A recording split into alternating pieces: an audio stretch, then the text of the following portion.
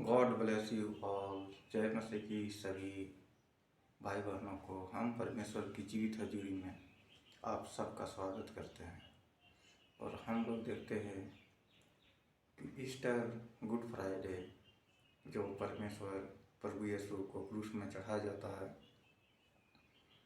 और उसको मारा जाता है, गाड़ा जाता है और तीसरे दिन वो मुर्दों में से जी उठते हैं। तो ये कोई साधारण सी बात नहीं है। इसमें पूरा सृष्टि का रचना टिका हुआ है। प्रभु का दुनिया में आना, खून बहाना और फिर जीवित होना, और जो मृत्यु है उसको पराजय करना। क्योंकि आज तक दुनिया में ऐसा कोई नहीं है कि जो मर के जी उठा हो। दुनिया में ऐसा कोई नहीं जो कि किसी मरे हुए को जिंदा किया हो सिवाय परमेश्वर के। तो हम लोग देखते हैं कि फसह के पर्व शब्द के दिन के बाद सप्ताह के पहले दिन पाँव फटते ही मरियम मगदलीनी और दूसरी मरियम कब्र को देखने आई। मत्ती 28 का पहला वचन। क्योंकि वो लोग जो है कि कब्र को देखने जा रही थी कि जाएं, जो सुगंधित तेल और द्रव्य है उसको लगा दें। जो यहूदियों का प्रथा है वो लोग अपने प्रथा के अनुसार। पर वहाँ पे देखा कि कब्र का दरवाज़ा खुला हुआ है और वहाँ पे स्वर्गदूत बैठे हुए हैं। और स्वर्गदूत उनसे कहता है मत्ती 28:6 में, वो यहाँ नहीं है परंतु अपने वचन के अनुसार जी उठा है। आओ यह स्थान देखो जहाँ पर वो पड़ा था, और शीघ्र जाकर उसके चेलों से कहो कि वह मृतकों में से जी उठा है। और देखो, वह तुमसे पहले गलील हो जाता है, वहाँ उसका दर्शन पाओगे। देखो, मैंने तुमसे कह दिया है। तो हम देखते हैं कि अहले भोर को स्वर्गदूत उनसे बातें करते हैं, बोलते हैं कि आप जिसे ढूंढ रहे हो, आप दोनों जिसे ढूंढ रहे हो वो यहाँ पे नहीं है, वो जी उठा है और वो आपसे गलील में जाकर के मिलेंगे। जाके उनके भाइयों से कह दो। तो ये बहुत बड़ी प्रोफेटिक बात है। जितने भी आपके मरे हुए काम हैं अभी के समय में, जितने भी डेड हो चुके हैं, आपके बिजनेस डेड हो चुके हैं, आप परमेश्वर के सामर्थ्य वचन को कलम करें, वो आपके लिए हो जाएगा। वो जो बंद पड़े बिजनेस वो चलने लगेंगे यीशु मसीह के सामर्थ्य नाम से। आप बड़े प्रतिफल को, बड़े ब्लेसिंग को देखने पाएंगे। आप घबराए नहीं, आप मुकरे नहीं, आप नाराज नहीं हो। शैतान आपको बहुत भरमाने का कोशिश करेगा, आप पीछे हटे नहीं, आप अड़े खड़े और डटे रहें। और ब्लेसिंग को, बड़ी सामर्थ को आप अपने ऊपर आते दिखेंगे। क्योंकि परमेश्वर प्रभु यीशु इस धरती पर आया, अपना खून बहाया, मरा गया, गड़ा गया। किसके लिए? संसार के लोगों के लिए, इन लोगों की उन्नति के लिए, लोगों की भलाई के लिए, चंगाई के लिए। जो भी शैतान उसकी रुकावट को डालता है, वो रुकावट को तोड़ने के लिए, मृत्यु को पराजय करने के लिए, हर बंधन को पराजित करने के लिए, उसका सामर्थ को डिस्ट्रॉय करने के लिए, जितने भी बीमारी है हर बीमारी को तोड़ने के लिए उसने कोड़े खाए।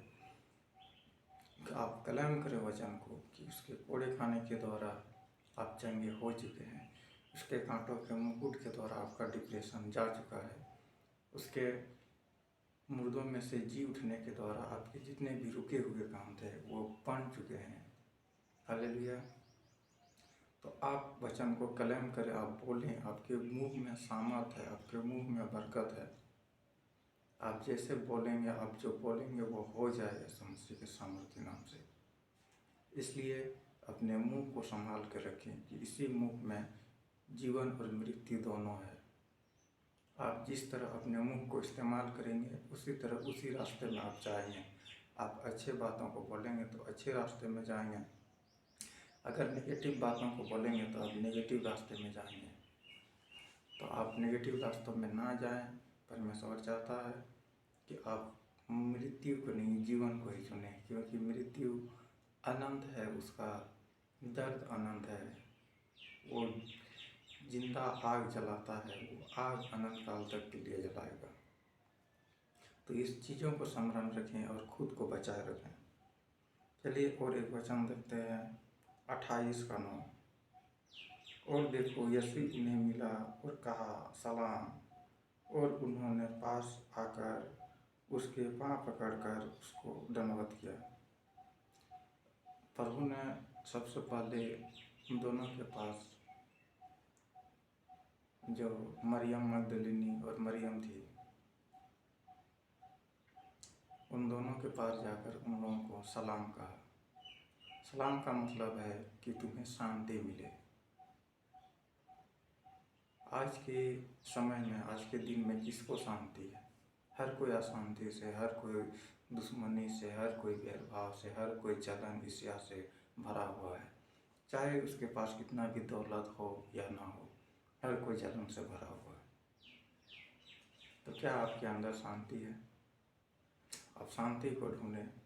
आप शांति को ढूंढेंगे तो आप शांति को नहीं पाएंगे।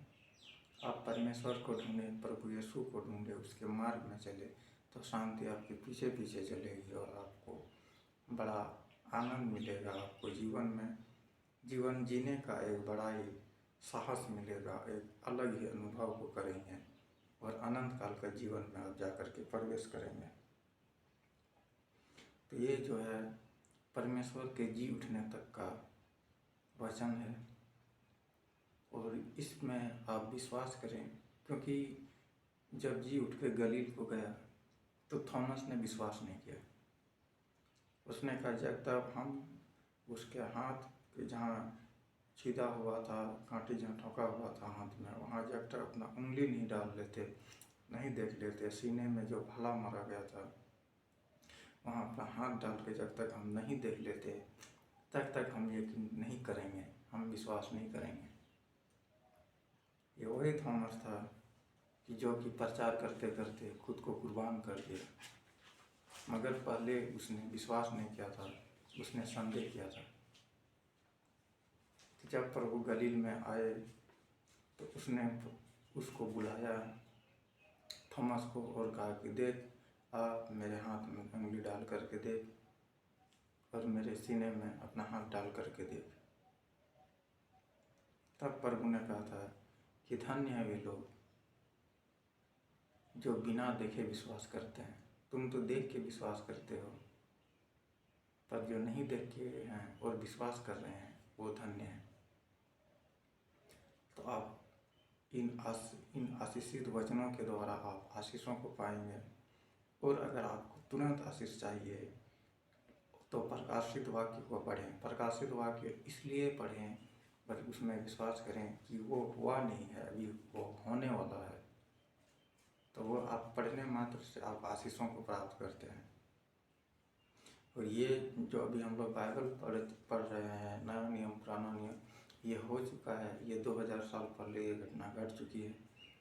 और जैसे हम वचन को क्लेम करते हैं, इस वचन को भी क्लेम करते हैं नया नियम से, पुराना नियम से, सच्चे दिल से, सच्चे मन से, तो हो जाता है। तो आप भी बने रहें परमेश्वर में, आशीषों और बरकतों के साथ बने रहें। परमेश्वर आपको आशीष देगा, बरकत देगा।